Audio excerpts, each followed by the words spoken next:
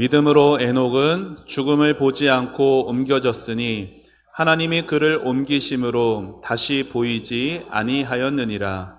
그는 옮겨지기 전에 하나님을 기쁘시게 하는 자라 하는 증거를 받았느니라. 아멘. 우리 앞뒤 좌우 계신 분들과 반갑게 인사하도록 하겠습니다. 사랑하고 축복합니다.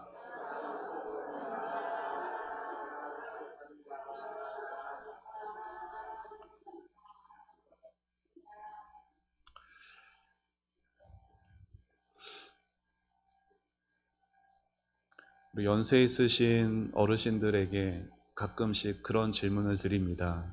어르신, 우리 권사님 몇 년 더 사셨으면 좋겠습니까? 한 2, 30년 더 사셨으면 좋겠습니다. 그렇게 말씀드리면 손을 절레절레 흔듭니다. 그런데 여러분, 제가 내일 하나님 만나시면 어떻겠어요? 라고 물어본다면 그건 또 아니라고 하실지도 모르겠습니다. 이 땅에서 건강하게 장수하는 거 다 누구나 바라는 것일 텐데요. 성경에는요, 죽지 않고 죽음을 보지 않고 천국에 간 사람들이 나옵니다. 누군지 아십니까? 에녹이란 사람, 그리고 선지자 엘리야란 사람입니다. 오늘 읽은 말씀에 그 중에 한 사람 에녹이 나오죠. 여러분, 에녹이란 사람은요, 아담과 하와의 낳은 아들 가운데 아벨 이후에 셋이라는, 하나 둘 셋 할 때 그 셋이라는 아들이 있었고, 그 셋의 후손 가운데 한 사람이 에녹이었어요. 그리고 에녹이란 사람은요, 65세가 되던 해에 아들을 한 명 낳았다라고 성경이 말하는데, 물론 여러 아들 중에 이제 기록된 건 그 아들입니다. 여러분, 성경에서 가장 오래 산 사람이 누군지 아십니까? 네, 성경 퀴즈 할 때마다 종종 나오는 질문이죠. 무드셀라 몇 년까지 살았죠? 네, 969살까지 산 무드셀라의 아버지가 바로 에녹입니다. 그리고 그 무드셀라를 65세에 낳은 이후에 300년간을 하나님과 동행하며 자녀들을 낳다가 365세가 되었을 때 에녹은 죽음을 보지 않고 하나님께서 그를 천국으로 데려가셨습니다. 여러분, 에녹이 살던 그 시대는요, 오늘날은 평균 수명이 어떻습니까? 웬만하면 다 80 이상 건강하게 사시는 것 같습니다. 그런데 에녹이 살던 시대는 평균 수명이요 800살, 또 오래 살면 900살 넘게 살던 시대였습니다. 오늘날 우리가 아무리 100세 시대다 말을 해도 그 성경 에녹 시대의 사람들과 비교하면 어때요? 그들은 거의 영생을 사는 것처럼 보이죠. 그런데 그 에녹이란 사람이 당시의 평균 수명의 절반도 안 되는 비교적 짧은 생을 살았어요. 365년. 그렇게 비교적 짧은 생을 살았음에도 에녹이 히브리서 11장에 나오는 믿음의 선진들 가운데 주목을 받는 이유는 그가 죽음을 보지 않고 하늘로 옮겨졌기 때문입니다. 창세기 5장에 보면요, 아담의 족보들이 나오거든요. 그런데 그 족보에는 누가 누구를 낳고, 여러분이 아는 것처럼 누가 누구를 낳고 몇 살까지 살았더라라는 기록이 있어요. 각 사람마다 낳은 자녀의 이름도 다르고요, 각 사람마다 산 횟수들도 다릅니다. 그런데 모든 사람에게 공통적으로 나와 있는 표현이 있어요. 그게 뭐냐면 죽었더라입니다. 800살을 살든 900살을 살든 결국 모든 사람의 마지막은요, 죽었더라로 끝나요.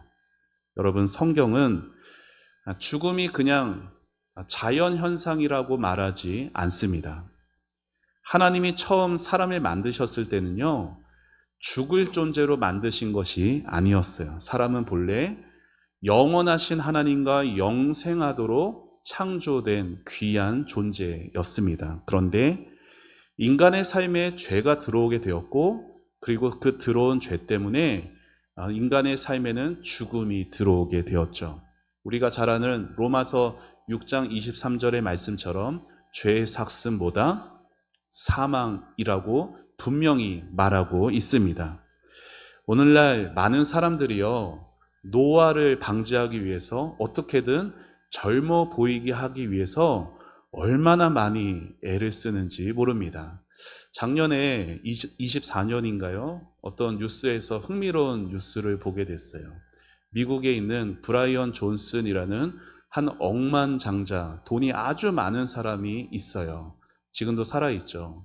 근데 그 사람이 나이가 40대 후반인가 그렇거든요. 그런데 이 사람이 정말로 젊게 살고 싶어서 어떻게 하냐면은 자신의 17살 아들의 피를 수혈받습니다. 그러니까 청소년, 파릇파릇한 아이의 피를 내 몸 안에 넣으면 내가 더 젊어질 것 같이 여겨졌던 거죠. 그냥 수혈받은 것뿐 아니라요, 뉴스에 보면 그 사람이 자신의 이 건강 관리를 위해서 매년 거기에만 쏟아붓는 돈이 미국 달러로 200만 달러라고 해요. 우리나라 돈으로 한 30억 원 됩니다. 오직 자신의 피부를 좋게 하고, 여러분 사실 좋은 환경에서 좋은 것 먹고 건강 관리를 잘하면은 어떻게 돼요?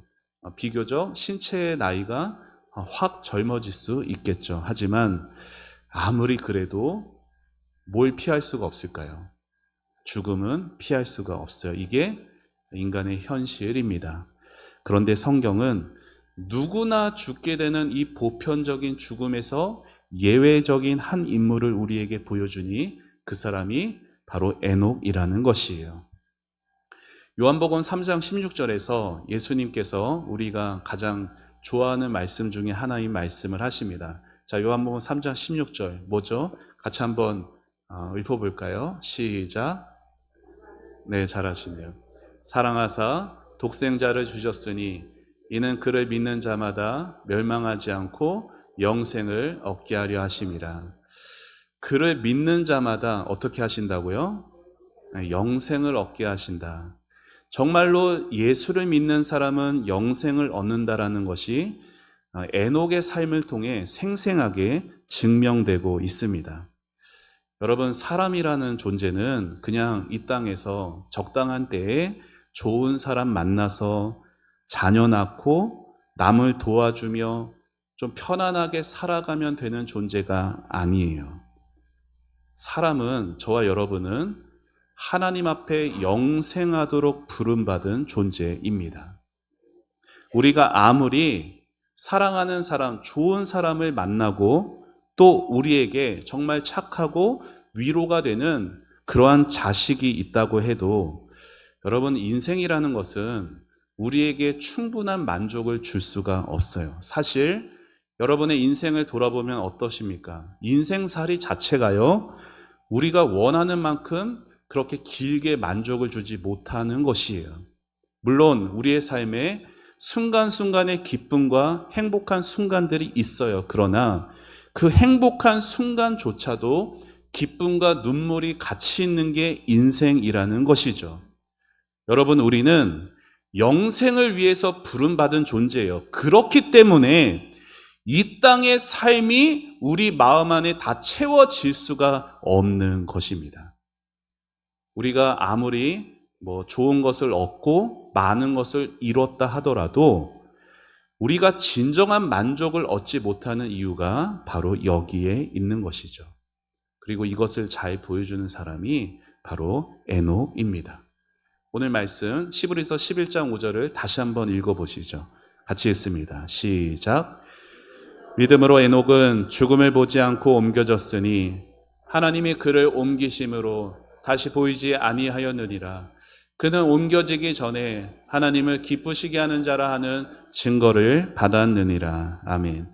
5절 말씀, 오늘 본문에서 반복되는 표현이 있어요. 무슨 표현이에요? 옮겨졌다라는 말이 3번이나 강조되어 있습니다. 여러분, 여기 옮겨갔다라는 이 말은 우리가 영원히 살게 될 본향 하늘나라로 옮겨졌다라는 뜻이죠.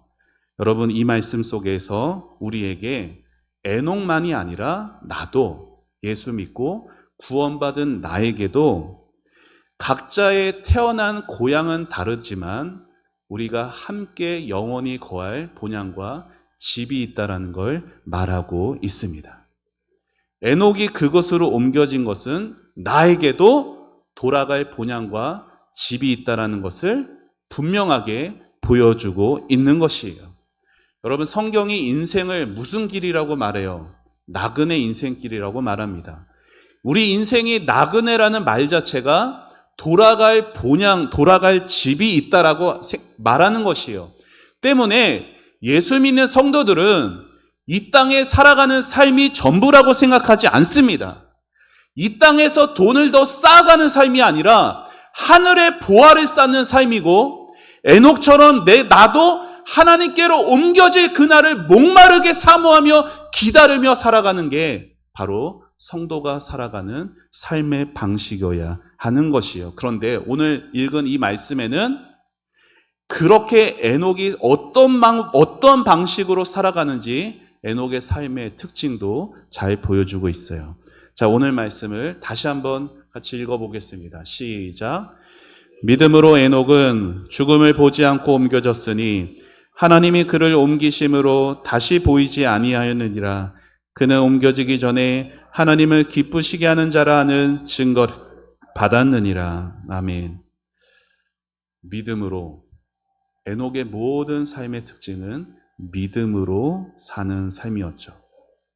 믿음으로 죽음을 보지 않고 하늘로 옮겨졌습니다. 그러면 그 에녹에게 있던 그 믿음은 어떤 믿음이었는가? 창세기 5장에서 아담의 족보가 나온다고 했잖아요. 거기에 에녹이 어떤 사람이었는지가 이렇게 기록되어 있습니다. 5장 21절에서 24절 같이 읽어봅시다. 시작. 에녹은 65세에 무두셀라를 낳았고 무두셀라를 낳은 후에 300년을 하나님과 동행하며 자녀들을 낳았으며 그는 365세를 살았더라. 에녹이 하나님과 동행하더니 하나님이 그를 데려가심으로 세상에 있지 아니하였더라. 아멘. 22절에서 에녹이 무두셀라를 낳은 후에 몇 년간? 300년을 하나님과 동행했다라고 말하고 있어요. 그리고 24절에서도 에녹이 하나님과 동행하더니라고 나와 있어요. 히브리서 말씀에서 믿음으로 라고 에녹의 신앙을 표현했는데 그 에녹의 믿음이 창세기 5장에는 어떻게 나와 있어요? 하나님과 동행한 것으로 에녹의 믿음이 나와 있다라는 것입니다. 여러분, 지난주에 히브리서 11장 4절 말씀을 살펴봤어요. 누구? 아벨에 대해서. 여러분, 아벨의 믿음은 어떤 믿음이었어요? 하나님을 예배하는 믿음이었어요. 오늘 살펴보는 에녹의 믿음은 어떤 믿음? 하나님과 동행하는 믿음이에요. 여러분, 믿음으로 산다는 것은 하나님과 범사에 동행하는 것입니다. 그런데 우리가 이 창세기 5장에 있는 족보에 있는 이 말씀에서 주목해야 할 것이 있어요. 그것은 여러분, 에녹이 몇 년 동안 살았다고요? 365년 동안 살았어요. 그런데 에녹이 하나님과 동행한 기간은 몇 년이에요? 300년이라는 것이에요.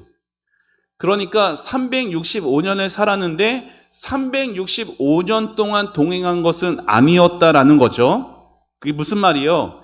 에녹의 삶에서 하나님과 동행하기 시작한 시점이 있었다라는 것이에요. 그게 언제예요? 무두셀라를 낳은 65세 때.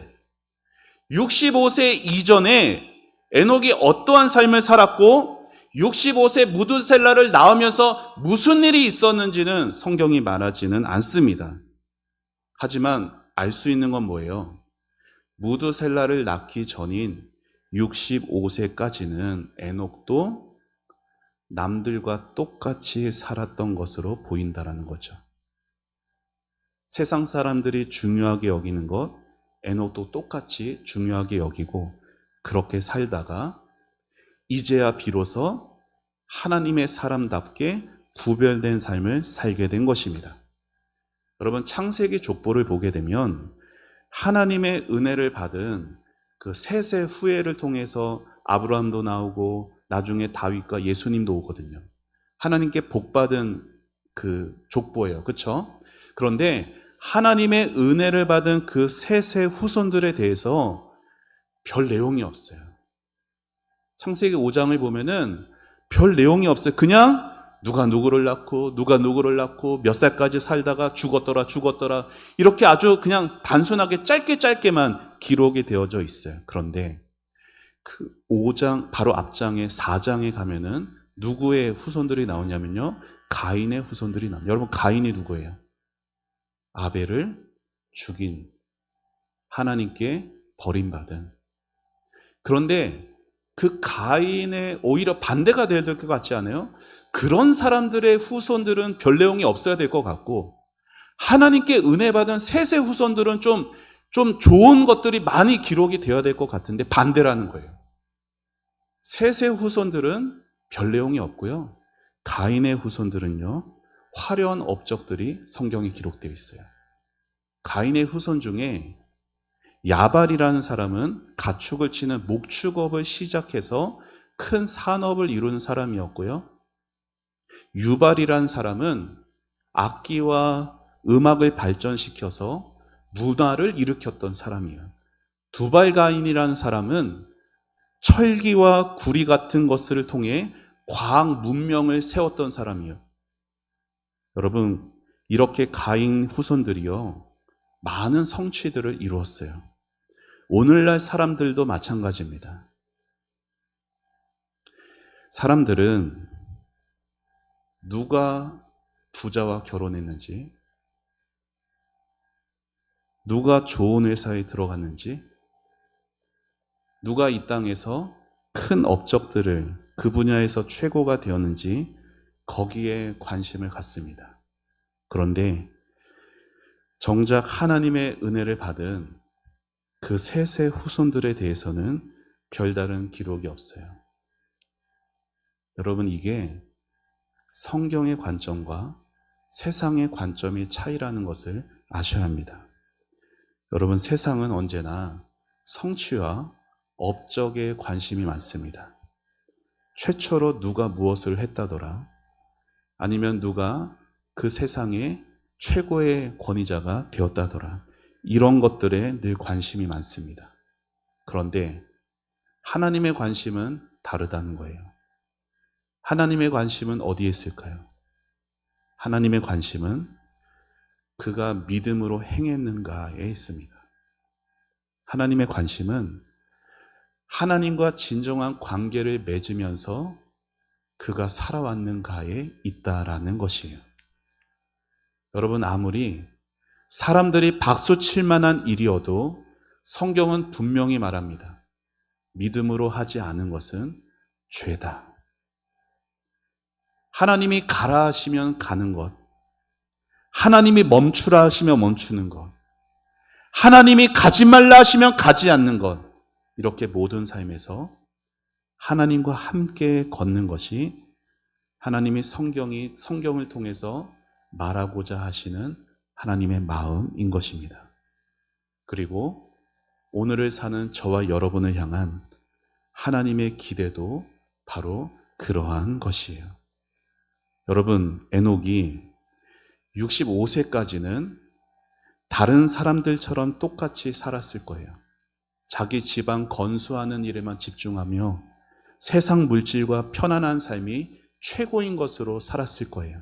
그런데 어떤 계기인지는 모르겠어요. 성경이 말 안 하니까. 그런데 어느 순간에 에녹의 눈이 띄인 거예요. 65세가 되어서. 인생을 보는 눈이 달라진 거죠. 진정한 가치와 영광은 세상 사람들이 뭐하다고 쫓는 거기 있는 것이 아니구나. 서서히 이전과는 다른 삶을 살며 하나님과 함께 걷기 시작한 것이에요. 여러분, 하나님이 함께 하시면요, 무슨 일을 해도 행복합니다. 반대로 하나님이 함께 하시지 않으면 무슨 일을 해도 행복하지가 않아요. 분명히 좋은 일인데, 분명히 보람될 만한 일인데 하나님이 함께하지 않으시면요, 거기에서 기쁨을 얻을 수가 없는 거예요. 이렇게 삶을 바라보는 눈과 기준이 달라지는 것이 믿음의 삶이라는 것이에요. 여러분, 예수님 믿으십니까? 예수님 믿는다라는 게 뭐예요? 예수님 믿는다라는 게 그냥 내가 죽어서 천국 가는 게 답니까? 물론 예수 믿고 천국 가는 거 맞죠. 그런데 예수를 믿는다라는 것은 죽어서 천국 가는 것을 말하기에 앞서 저를 따라해 보시죠. 예수 믿기 전과 믿은 후가 달라지는 것. 예수 믿는다는 게 뭐예요? 예수 믿기 전과 예수 믿은 후가 달라지는 게 예수를 믿는 거예요. 그래서 정말로 예수를 믿는 사람은, 진짜 예수 믿는 사람은요, 삶의 방향을 바꾸어 본 경험이 있어야 되는 거예요. 한평생을 돈만 보며 살아가고 인생의 세상의 쾌락만 보며 살아가던 인생들이 예수를 믿는데도 여전히 돈이 최고인 줄 세상의 쾌락을 향해서만 달려가는 사람들은 그 믿음을 잘 점검해야 돼요. 왜냐하면 예수를 진짜 믿은 게 아닌데 예수를 믿는 줄 착각하고 있다가 하늘나라에 가서는 내가 너를 도무지 알지 못한다라는 예수님의 무거운 말을 들을 수 있기 때문입니다. 예수를 믿는다라는 것은 내 삶에서 방향을 바꾸어 본 경험이 있는 사람이에요. 삶의 방향을 바꾼다는 것은요, 직업을 바꾼다라는 것이 아니라 인생을 바라보는 잣대와 기준이 달라지는 변화를 경험하는 것을 말하는 것이에요. 여러분, 에녹이 65세의 자녀 무두셀라를 낳은 이후에 삶을 바라보는 기준이 달라졌어요. 성경은 이것을 회심 또는 회개라고 말합니다. 회심 또는 회개가 뭐예요? 돌이킴이 있다라는 것이에요. 방향이 바뀌었다라는 것이에요. 하나님을 등지고 세상을 향해서만 나아가던 인생이 이제는 세상을 등지고 하나님께로 나아가는 그 방향의 전환이 있는 게 회개한 성도라는 것입니다. 사랑하는 여러분, 여러분이 정말 예수님 잘 믿는 성도 되기를 축복합니다. 예수 믿는 척하는 것이 아니라, 예수 믿었다라고 착각하는 것이 아니라 진정으로 예수님 믿음으로 삶의 기준과 방향이 하나님이 기뻐하시는 방향으로 되어지는 삶의 변화가 나타나시기를 우리 주님의 이름으로 축원합니다. 여러분, 에녹이 몇 년 동안 동행했다고요? 하나님과 300년 동안. 여러분, 먼 거리를요, 가장 빨리 가는 방법이 있어요. 그 뭘까요? 비행기 타고 가면 되나요? 먼 거리를 가장 빨리 가는 방법이 있어요. 그게 뭘까요? 여기서 부산까지 KTX 타면은 한 2시간 좀 넘나요? 한 3시간 걸리나요? 비행기 타면 한 50분에도 가겠죠. 근데 그 먼 거리 버스 타고 가도 가장 짧게 가는 방법이 있어요. 그게 뭘까요? 뭘까요? 마음 맞는 사람하고 같이 가면 가장 빨리 가는 거예요. 그렇지 않아요? 벌써 왔어? 그런데 멀지 않은 거리여도 마음 불편한 사람하고 가면 어때요? 얼마나 긴 길인지 몰라요. 계속 시계 보고 있고 핸드폰 보고 있고 먼 곳 이리저리, 그쵸? 여러분, 마음이 맞는 사람과 함께 가는 길은요, 아무리 멀어도 기쁘고 행복합니다. 에녹이 하나님과 함께 했던 그 300년의 시간들은 어땠을까요? 길었을까요? 에녹에게는 참 기쁨과 행복 때문에 그 300년의 시간이 순식간에 가지 않았을까 싶습니다. 사랑하는 성도 여러분, 믿음으로 산다는 게 어떤 의미입니까? 단지 주일이면 교회나 가야지. 교회 와서 헌금해야지. 헌금하고 남에게 피해 주지 않고 살아야지. 여러분, 그게 믿음으로 산다는 것일까요? 에녹은 하나님과 동행하는 행복이 너무나 감격스러워서 삶의 모든 순간을 하나님과 함께 했습니다. 예배 드릴 때는요, 하나님과 동행하는 사람은 어떻게 예배할까요? 하나님 앞에서 언제나 벅찬 감동이 있어요. 하나님과 동행하는 성도는 하나님이 나에게 말씀으로 찾아오신다라는 것을 내가 믿기에 말씀을 들을 때 감사와 기쁨으로 반응합니다. 만약 우리가 주일에 교회 왔으니, 내가 예배 드렸으니, 내가 헌금했으니, 내가 봉사했으니 내 할 도리 다 했다, 그러면서 그냥 교회 문을 나선다면 그건 동행이라 말할 수 없을 것입니다. 하나님과 동행하는 삶은 그저 하나님이 계신 것이 너무 좋은 거예요. 예배 중에 받는 그 은혜가 내 마음에 너무 가슴 벅차서 삶의 모든 순간 하나님과 함께하고 싶은 거예요.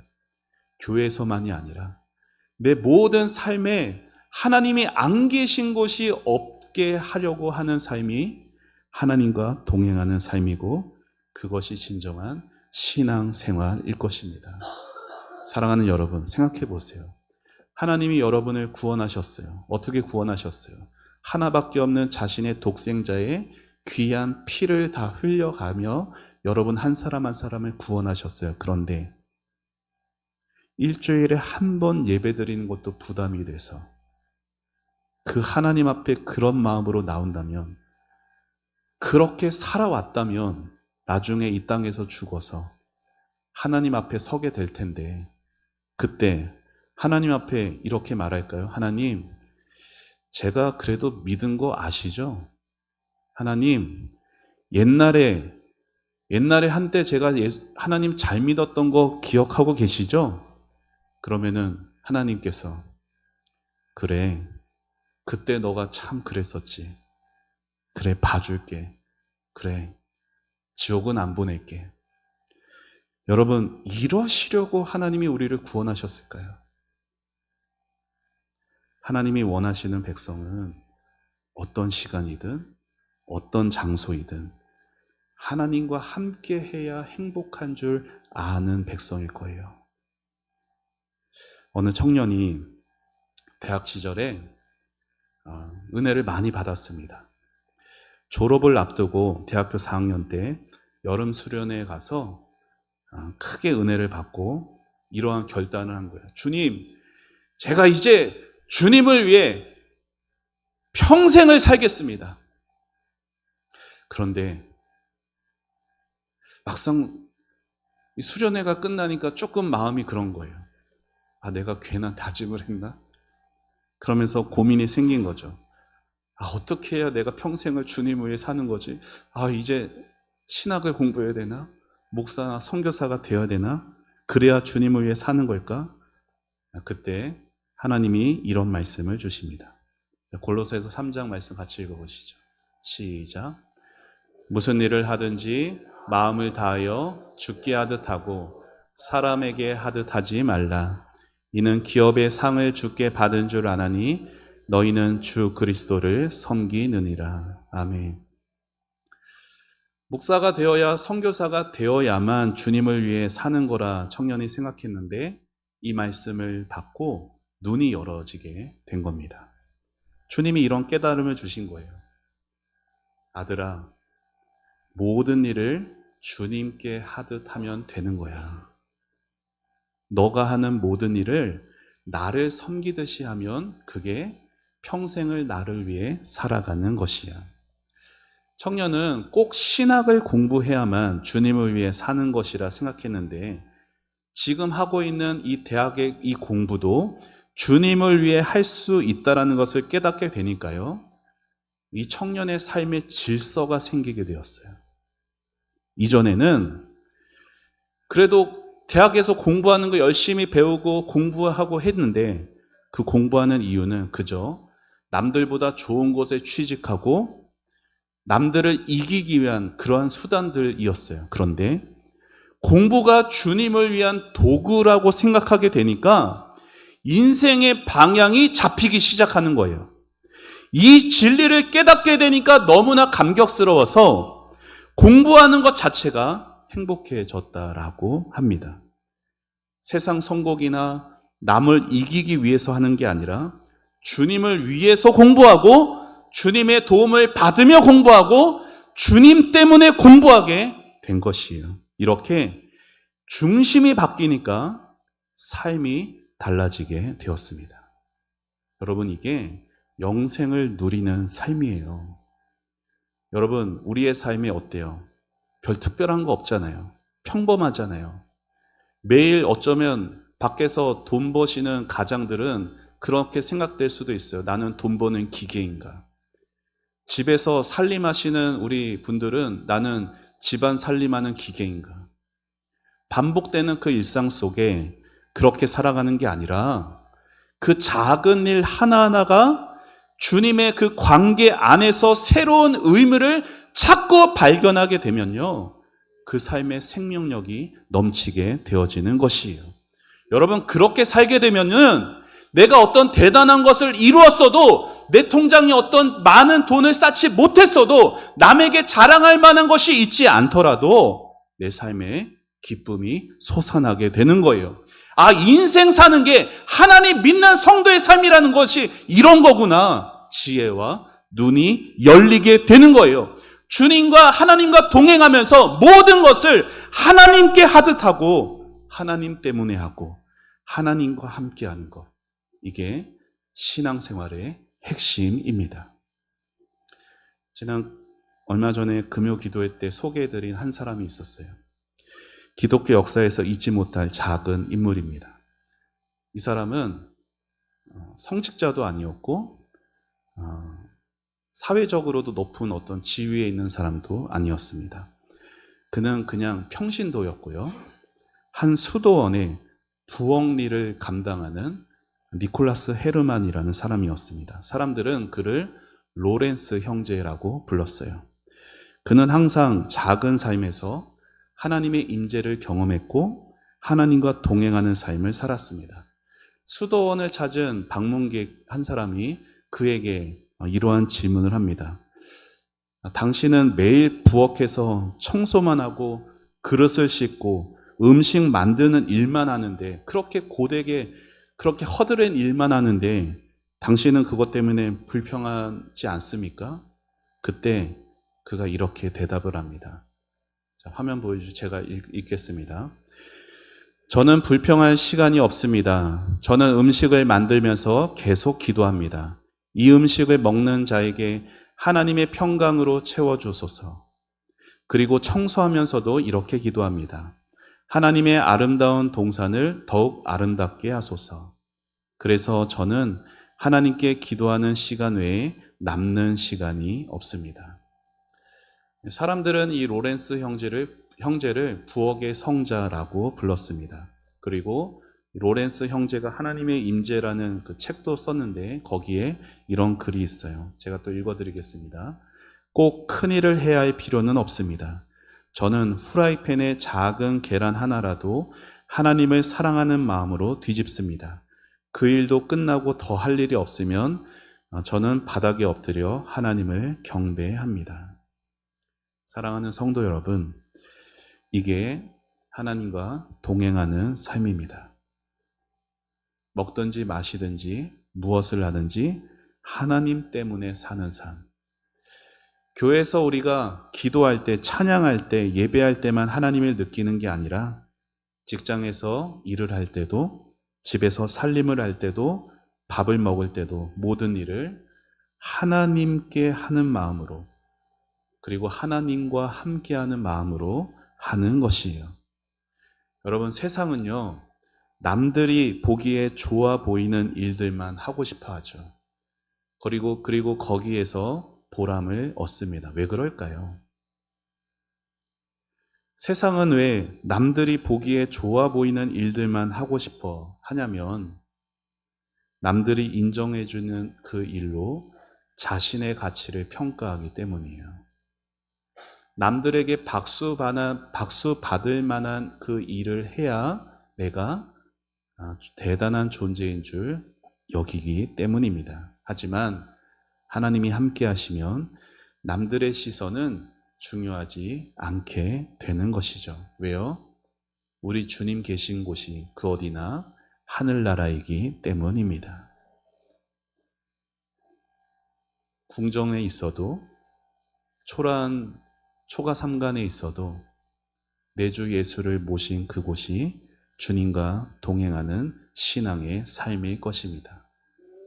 그런데도 여러분, 우리는 너무나 하나님과 동행하는 삶에 대해 큰 부담을 느껴요. 왜 그럴까요? 아니, 나 같은 게 하나님과 동행할 수 있을까? 아니면 하나님과 동행하기 위해서 뭔가 내가 큰 손해를 봐야 할 것 같습니다. 그래서 엄두조차 내지 못하고 그저 교회만 겨우 왔다 갔다 할 뿐이에요. 하지만 여러분 생각해 보세요. 어른이 3살짜리 아이랑 같이 함께 걸어갈 때 누가 더 불편할까요? 아이가 불편할까요? 어른이 불편할까요? 여러분, 아이는 어른 신경 안 써요.